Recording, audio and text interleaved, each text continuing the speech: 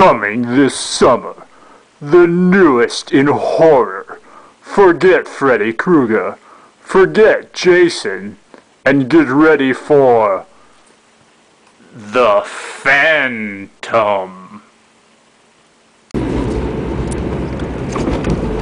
Now, if you have a nice car, you'd probably slow down for railroad tracks, but you're in a crappy car, oh, you don't care. So, as you all know, Billman just did a video called on his crappy cars and why it's good to have a crappy car. Well, this is my crappy car right here, except in the Midwest, we call them beaters. Now, why do we call them beaters? Because we don't care about them. They are a piece of shit. I mean, look at that thing. It's a piece of shit. Clearly a piece of shit. And the funny thing about us Midwesterners, we're proud to have a piece of shit. Why? Because we don't care. Look at that. Yeah, we don't care. They're shit, you know? You see the dirt on this thing? Is the camera picking that up, the dirt? Okay, this isn't just from the winter. I have owned this thing over a year now, and I have never once cleaned it. Not once. And you know why? Because I don't care. I don't care. All it has to do is get me places, and it's real cheap. That's the thing. When you get a beater or a crappy car, it's got to run well, but it can look like hell. In fact, the worse it looks, the better, because it's like a symbol of pride that you have this big piece of shit that runs really well and gets you everywhere and is really reliable. So, you know, that's kind of how it goes. Plus, the crappier it looks, the more you want somebody to pull out in front of you, because you're like, hey, I don't give a crap, go ahead. I will plow right into your nice new car, and I will, you know, in this case, print Ford all over it, or stamp Ford into it. When you're done with your beverage for wherever you got, and, you know, in a nice car, you'd pull over and, you know, like, get rid of this. But in this thing, you just finish it, and you go, oh, there we go. Just throw it. You don't care. You know, it's a piece of crap. It's like, oh, well, whatever. And when the pile gets big enough, then you empty it out.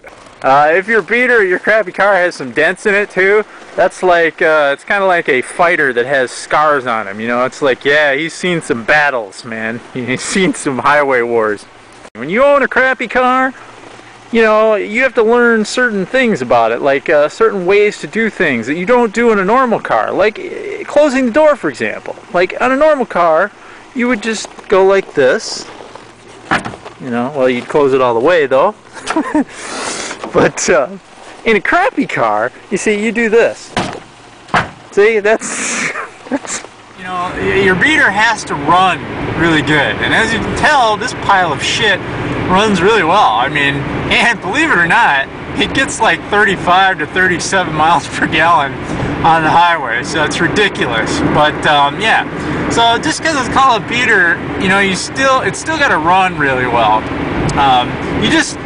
You just don't care about it though. I mean, you know, if this thing exploded right now, I would just pull up a chair and watch it light on fire.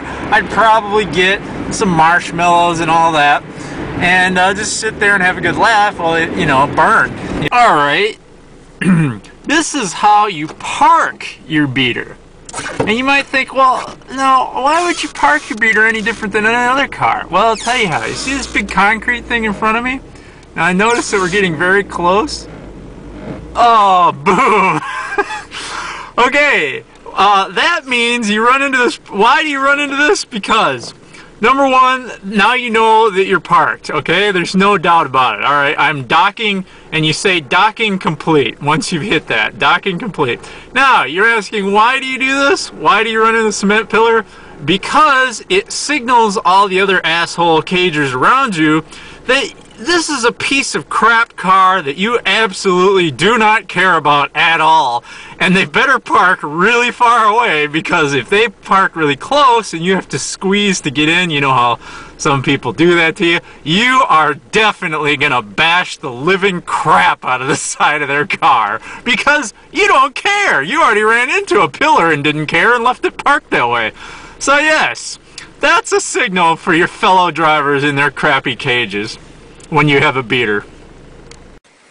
Alright, I am totally not going to dig through everything like everybody else did, because clearly I just throw everything in here and just And besides, I'm kind of afraid to dig through anything because I'm pretty sure probably there's stuff alive in here by now.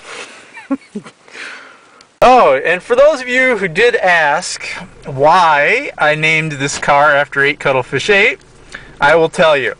I found out, you know, when we first met, when we first started talking a long time ago, he also has an old crappy Ford just like this. So that's kind of why. The only difference is, you see, mine has the real transmission where he has the Girly-matic. So, you know, that's that's the big difference.